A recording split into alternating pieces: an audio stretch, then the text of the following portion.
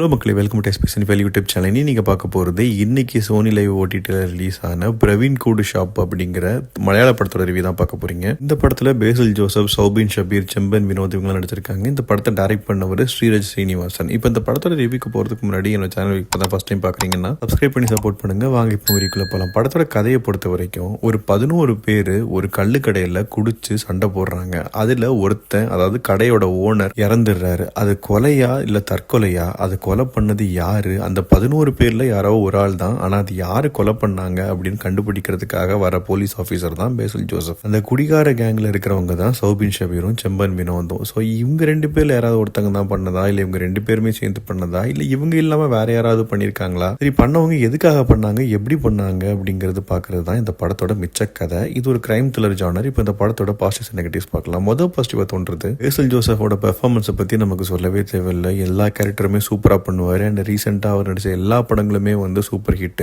அவரோட சேர்ந்து செம்பன் வினோத், சௌபின் ஷபீர் இப்படின்னு 2 பவர் பேக்டு ஒரு பெர்ஃபார்மன்ஸ் வந்து நடிக்கும் போது அந்த படம் இன்னுமே வந்து ரொம்ப சுவாரஸ்யமாக்குது. அதே மாதிரி இந்த கொலையை இவங்க தான் பண்ணியிருப்பாங்களோ இல்லை இவங்க பண்ணியிருப்பாங்களோ அப்படிங்கிற மாதிரி பல விஷயங்கள் வந்து ஒரு ஸ்பெகுலேஷனாக கொண்டு போயிருப்பாங்க. ஒரு பாயிண்ட்ல இது தற்கொலையா கூட இருக்கலாம் அப்படிங்கிற மாதிரி கன்க்ளூட் பண்ண பார்ப்பாங்க. இந்த மாதிரி பல சுவாரஸ்யமான விஷயங்கள்லாம் இந்த படத்துல நிறையவே இருக்குது. என்னதான் இது ஒரு சீரியஸான சப்ஜெக்டா இருந்தாலும் பேசில் ஜோசஃபோட வழக்கமான அந்த காமெடி ஹியூமர்ஸ் வந்து லைட்டா அப்பப்போ இருக்குது. அதுவும் நல்லா ரசிக்கும்படியாவே இருக்குது. அண்ட் டெக்னிக்கலாகவும் இந்த படத்துல சினிமோட்டோகிராஃபி அண்ட் பிஜிஎம் ரெண்டுமே வந்து நல்லாவே இருந்தது. இதெல்லாம் தான் இந்த படத்தோட பாசிட்டிவ்ஸ். இப்போ நெகட்டிவ்ஸ் எதிர்பார்க்கலன்னா எனக்கு முதல் நெகட்டிவ் தோன்றது இந்த படத்தோட பேஸ் தான். என்னதான் ஸ்டோரி இன்ட்ரெஸ்டிங்கா இருந்தாலும், ஒரு கிரிப்பிங்கான ஸ்கிரீன் பிளேயும் நல்லா இருந்தாலும் கொஞ்சம் டிராகியா இருந்தது அந்த சில போர்ஷன்ஸ் எல்லாமே, குறிப்பா செகண்ட் ஹாஃப்ல. ஏன்னா இவங்க ஒரு பிளாஷ்பேக் மாதிரி ஒரு கதையை எடுத்துட்டு வருவாங்க. பேசில் ஜோசப் பார்த்தீங்கன்னா ஒரு பொண்ணு கேரக்டர்ல விழுந்து அவர் ஒரு ட்ராக் மாதிரி போயிட்டு இருப்பாரு. ஸோ இந்த மாதிரி கொஞ்சம் சில சீன்ஸ் எல்லாமே பார்த்தீங்கன்னா கொஞ்சம் டிராக் ஆன மாதிரி இருக்கும். அதே மாதிரி யாரு கொலை பண்ணியிருப்பாங்க அப்படிங்கறது வந்து நமக்கு ஓரளவுக்கு நம்ம கெஸ் பண்ணிடலாம். ஏன்னா சில மெயின் கேரக்டர்ஸ் தான் இருக்கிறது அப்படிங்கிறதுனால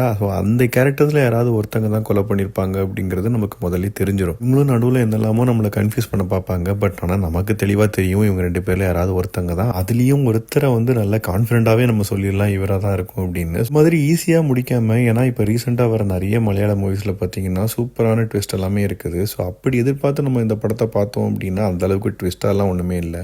இந்த படத்தை பற்றி சொல்லணும் அப்படின்னா ஒரு டீசென்டான கிரைம் த்ரில்லர் மூவி தான். கொஞ்சம் இந்த டிராகி போர்ஷன்ஸை மட்டும் கொஞ்சம் கம்மி பண்ணியிருந்தாங்க அப்படின்னா இன்னுமே கொஞ்சம் இன்ட்ரெஸ்டிங்காக நல்லாவே இருந்திருக்கும். இது சோனி லைவ்ல தமிழ் டப்பிங்னு ரிலீஸ் ஆயிருக்குது. நீங்கள் வீக்கெண்ட் ஃப்ரீயாக இருந்தீங்கன்னா பார்த்துட்டு எப்படி இருந்தது அப்படிங்கிறத கமெண்ட் செக்ஷனில் சொல்லுங்கள். அடுத்த ரிவ்யூவில் சந்திக்கிறேன். Bye, take care.